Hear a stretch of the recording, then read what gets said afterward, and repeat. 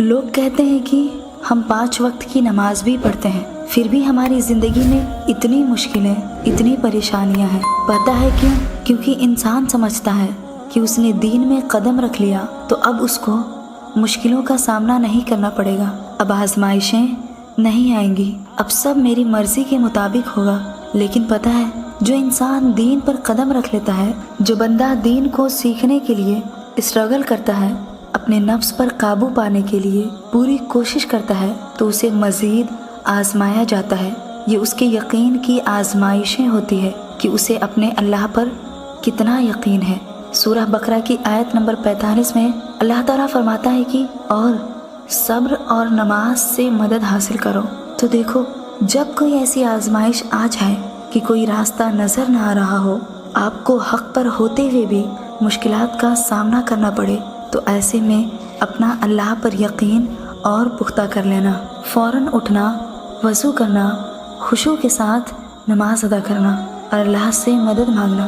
اے اللہ، آپ تو جانتے ہیں نا، میں سب کچھ چھوڑ کر صرف آپ کے لیے یہاں تک آئی ہوں۔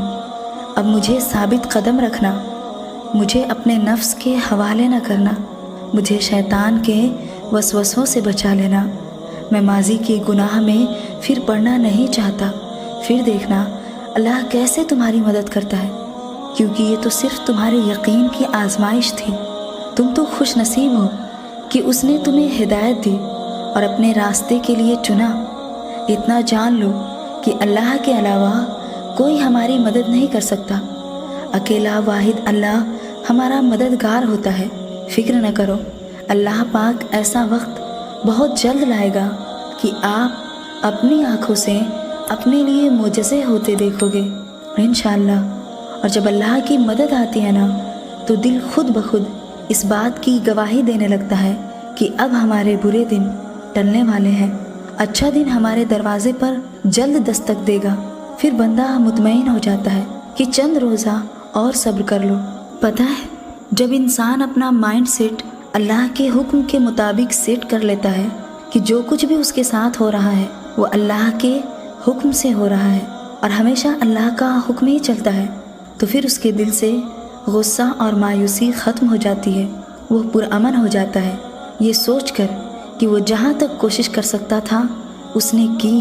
اب جو نتیجہ نکلتا ہے وہ اللہ کا فیصلہ ہے، اور اللہ کے فیصلے سے بڑھ کر کسی کا فیصلہ نہیں ہو سکتا۔ وہ ہمارا خالق ہے، اور خالق سے بڑھ کر کوئی نہیں جان سکتا کہ مخلوق کے لیے کیا ضروری ہے اور کیا بہتر ہے۔ جان لو کہ آزمائشوں میں کامیابی کے بعد ہی انعام ملا کرتے ہیں۔ وہ رب صرف آزما کر جانچتا ہے کہ کتنے سنسیئر ہو میرے ساتھ۔ وہ ہمیں تکلیف دینے کے لیے نہیں آزماتا، بلکہ نوازنے کے لیے آزماتا ہے، اور مستقل نہیں آزماتا بلکہ ایک وقت تک اور ایک حد تک آزماتا ہے۔